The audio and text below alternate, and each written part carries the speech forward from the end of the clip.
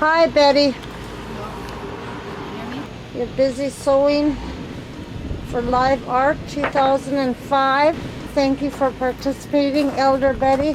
The Selkirk First Nation is comprised of Northern Shoshone people who possess a rich, diverse, and vibrant culture.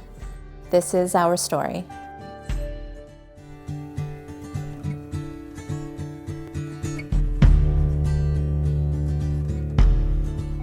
Okay, Zenu Sultan. Se King Nyuk Ne Hodan. That's mean beaver house along the river people. And Tekina, that's a high language for same word. Something, eh? It's really the way they talk sometimes. Sometimes I don't understand them. Like when I was small, they talk just high. And then when you tell them, what's that? You tell them, what do you say? And they put it down low. And that's how we learn how to speak like high and low language. So I think Tommy McGinty put that on up there. I think what he's trying to say, Yetz Edeki Kung, that's mean we're all gather and talk together. Yetz Edeki Kung. As Northern Shoshone people, we have a unique way of social organization known as the clan system. There are two clans, Wolf and Crow. Wolf and Crow is like a law to us.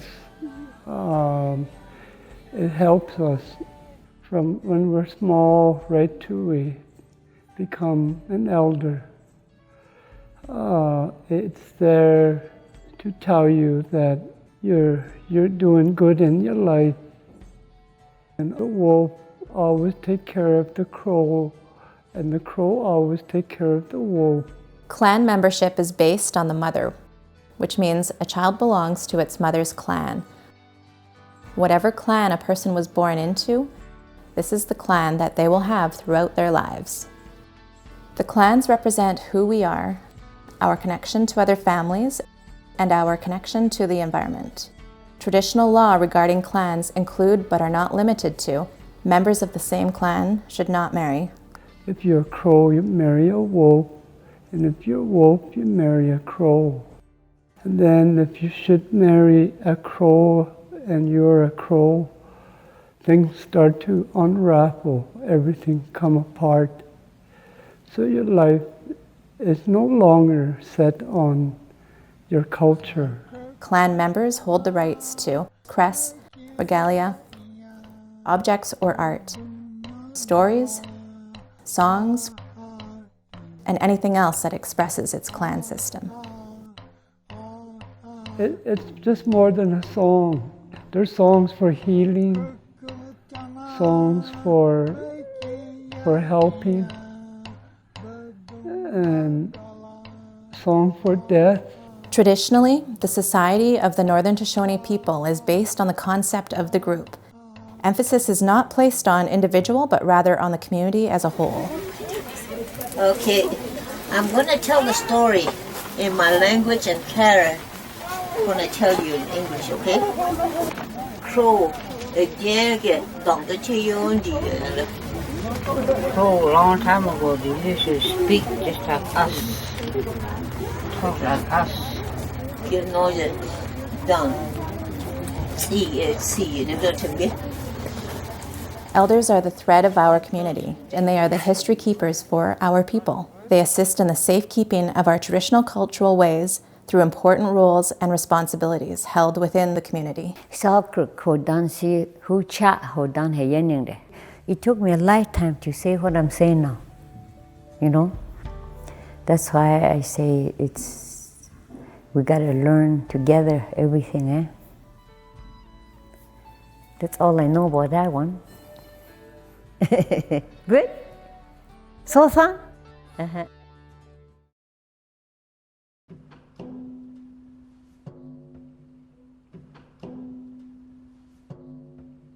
When I look back at it, we're just trying to get our land back or get something for our land. They're trying to take the whole thing from us.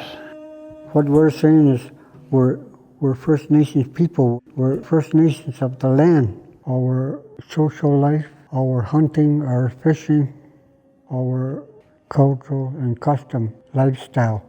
And we're the owners of the land and everything, every context, way of life, the rights, everything that's attached to that, it should be all ours. Nobody else should own that.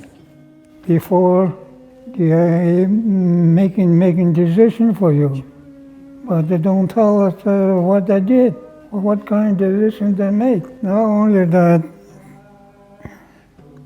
lots of things they've been doing for us, we don't know anything about it. We got no say. We have to get involved.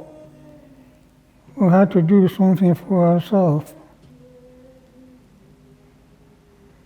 with our own people. In 1973, an organization called the Yukon Native Brotherhood, now the Council of Yukon First Nations, traveled to Ottawa. They presented a proposal called Together Today for Our Children Tomorrow. This document laid the foundation for the negotiation of land claims and self-government for Yukon First Nations. That's when Elijah Smith, he was there working with those Indian affairs at that time. They took him down to Ottawa there. They want him to sign paper on behalf of the whole Yukon community, the whole Yukon Native people. He didn't lag that. So he said, I can't make a decision on behalf of those other people. I have to go back up and tell them all about it. So that's how he came back and he started all this land claim. I don't know, many times we met as a tall chief. I'll tell you a lot of talking going on. So pretty soon we'll come to catch up with each other and we'll start to agree. We'll have to get involved. We're going to have to work hard towards a land claim agreement. We had a hard time, hardship. Some of us had to hitchhike to get to the meetings in Whitehorse. And I remember that at that time there, Skookum Gym Friendship Center, prior to the meeting, some of us had to camp right in the basement of Skookum Gym. But the fight was on. The elders say, no matter what, we're going to sacrifice everything to get our land claims. And that's where it all began. The Umbrella Final Agreement formed the basis for the negotiation for each First Nations final agreement. Negotiations take a long time, maybe over 20 years period, maybe, before, from starting to signing the final agreement. Went through a lot of tough life a little bit. Pretty tired half the time, but you got to keep on going. It takes a long time because when we say we want this piece of land, and the other side, the government said they want it too. So, we have to fight over that one piece of land and go back and forth on the table like this. So, and finally at the end, they said, we'll meet in the middle so we can agree to it. That's how it come about. We can't get what we want in the first place. We own the whole Yukon. We say we want the whole Yukon, but they don't want to give us that.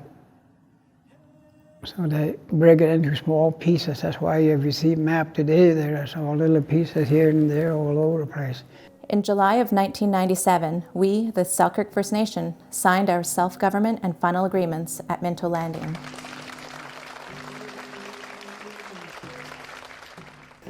Well, it's so important. Our right. Our right. We have to keep our right. We have to keep our traditional way of things, education, and land out there. We have to manage it together. The final agreements provided for the negotiations of self-government agreements. which allows Yukon's self-governing First Nations to make decisions and enact laws in relation to their lands, resources, governments, and programs. We got attachment of self-government agreement to our land claim agreement to each individual First Nation. And in there, because it's self-government agreement, it says, how are you going to govern yourself? We as a recognized self-governing nation provide government programs for all our Selkirk First Nation citizens. They call it modern day treaty or something like that. They never done that before. Our governing institutions are the General Assembly, the Elders Council, the Chief and Council, the Family Heads, and a new Justice Council. As a government, we have rights and benefits under our final agreements and power over our lands and resources. You gotta have a vision if you want to be a leader. You gotta know where you're going to be 5 years from now. After 5 years old, you make another 5-year plan. Move all the time. You can't stay one place. We collaborate with the federal and territorial government to ensure that our citizens receive programs and services comparable to those provided across the territory. As with all Canadian governments, the Selkirk First Nation government operates within the framework of the Canadian Constitution, consistent with federal and territorial jurisdictions. And Elijah Smith start all that, and it's a good agreement when it's finished. Lots of work. And today we're involved in decision making. We like to see for people today. So that's how it came to be. The elders say we'll never lose our way of life regards to that land claims deal. And if you look at it in reality today, the sacrifice that we made, parts of it is on the big lands that our grandfather walked on. That was part of the deal.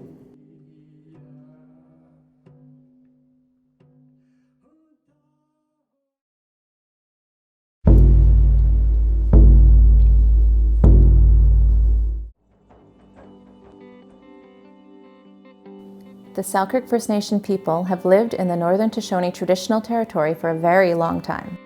Prior to living in Pelly Crossing, many of the people lived at Fort Selkirk, McMillan River, and Tatlaman Lake. After the highway was built in the 1940s, our people who lived in Fort Selkirk moved to Minto Landing. The Selkirk First Nation Final Agreement provides for lands called settlement lands.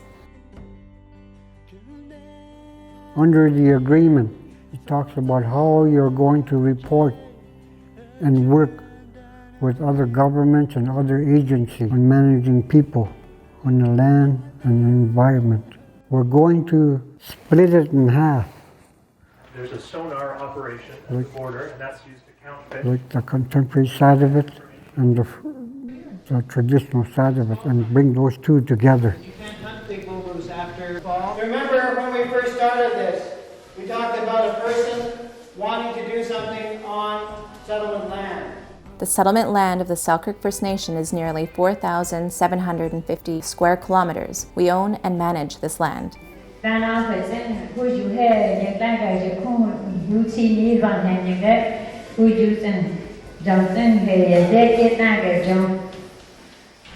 Long ago, before contact and even after contact, they did the reporting system when they were on the land.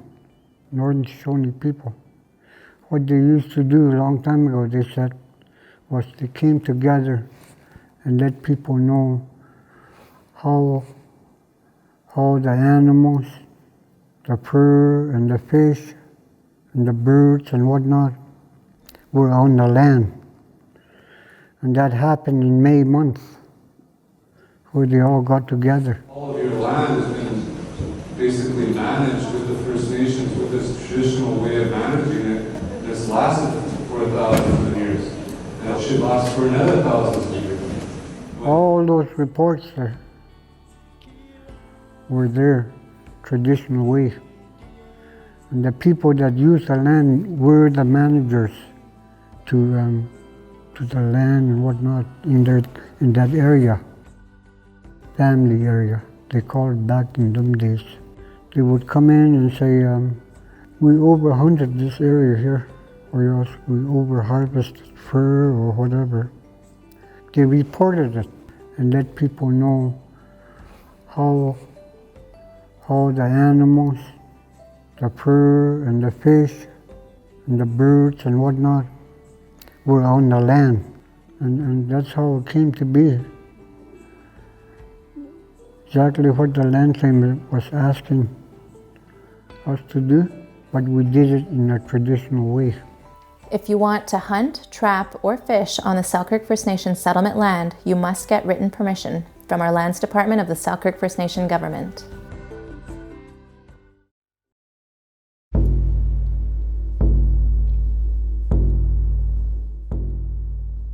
Traditional law is part of Dangki, the First Nation way, which was our system of survival for thousands of years. Dangki, for me, it means doing it the Indian way. It's how our people do stuff, so we call ourselves Dang. To understand about Dangki, you must know about Duli. Duli does guide you, especially if you go and learn from the elders. What is Doli? The elders would tell you, Doli is laws that should not be broken. Duli is our ancient way of living in harmony with the natural and spiritual world.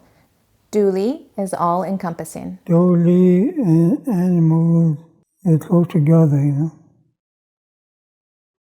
So you always got to respect before you say a thing about the animal. You got to, I mustn't say this. There is Duli for plants and animals to show them respect. One example is, don't shoot a bear in a spawning creek. If you shoot a bear in a spawning creek, the bear would die, and where that blood flow, that's where all the fish stop going to. So if there's fish in that area, there's no more fish there now. And that's because you've broken one of the traditional law by shooting a bear in the creek, which is Doli. From other First Nation to other, you learn lots of things. You learn by hearing story that tells you more, where people made mistakes in the traditional with the animal, with fish, or beaver. You go chase him again. When you get up, you see bear hole there. You look, you stick a bear in there. You throw that bear. You go back, get that brick, chop it down, make the bargain. You make the bargain. That's how come Doli there. Personal Duli is for how people should behave towards each other in everyday life. Traditionally, everyone followed Duli as best as they could. Making a mistake or being careless and breaking Duli could cause an illness or injury to the person who broke Duli or someone else. So we try to stay away from breaking our traditional law, because you don't want to be punished by nature. Nature has really hard punishment. Duli is a process of learning how to live in balance and harmony with everything in this world and the spiritual one beyond. Birds tell us message sometimes, important message. Like I say, when you see an owl outside of your house in the afternoon, it's a message to tell you that someone's going to die. And if you were to pack a bag with ashes in it, medicine bag, that's your protection. All the time you pack that bag with you. just so that you don't get affected by Doli or whatever out there trying to harm you. All of Dangki, including Duli and traditional law, are guided by 4 major principles: caring, sharing, respect, and teaching. If we listen to our elders close enough, so if you want to learn, if you want to teach, if you want to live, if you want to correct, if you want to heal, those things, the traditional way has always been out on the land. That's where you come from. And that's where you get it back. It has to be up to the young ones to want to learn these old values. Well, whatever we try to teach you, especially young people, about the traditional way. It's not too easy. You have to study lots of things. It's like you go to school. Once you catch on to it, you never forget.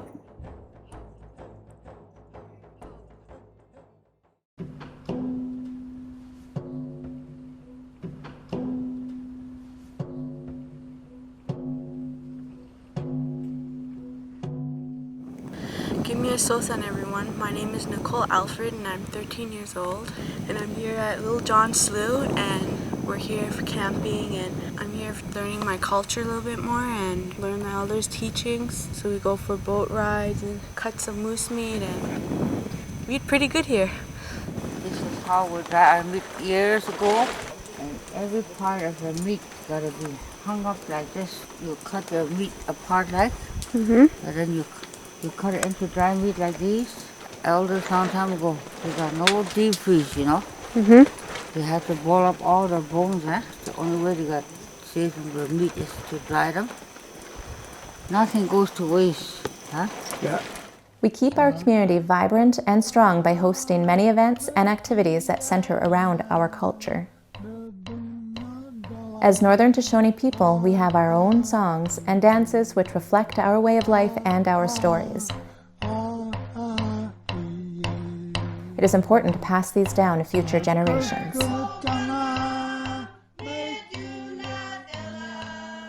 That's the direction we're heading now, is collecting all the values, the rights, the way of life in the traditional and cultural way.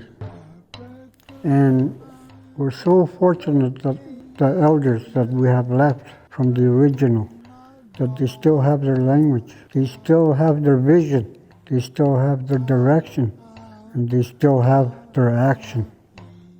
That meaning they're willing, even if they're 94-year-old, they're willing to go out on the land to teach, to save who we are and what we are today.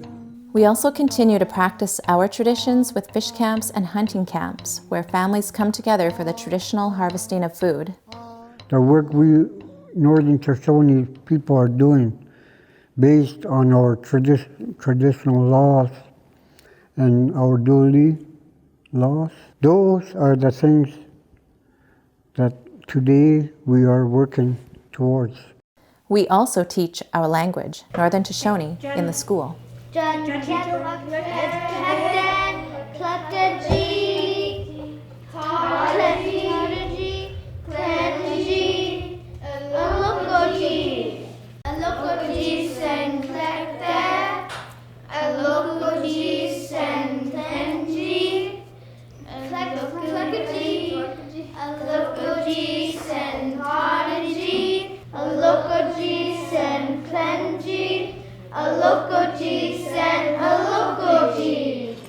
And beautiful displays.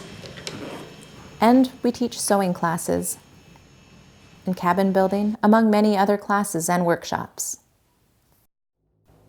We like to share cultural events with the public, such as the annual stick gambling tournament. These events are open to the public to help create an understanding of our culture and our people. Try some. It's tasty. But there are certain events which are just for our Selkirk First Nation citizens, such as the General Assembly. Today we have before us lands and resources report. The General Assembly is an important event where the citizens gather for important discussions and decision-making. I'd like to see more study going on and with daily laws and traditional way workshop for the young people. The young people themselves get asked the question. So I think they're going to get it on fast that way. That's all I want. So fun. Yeah. Good. Yeah.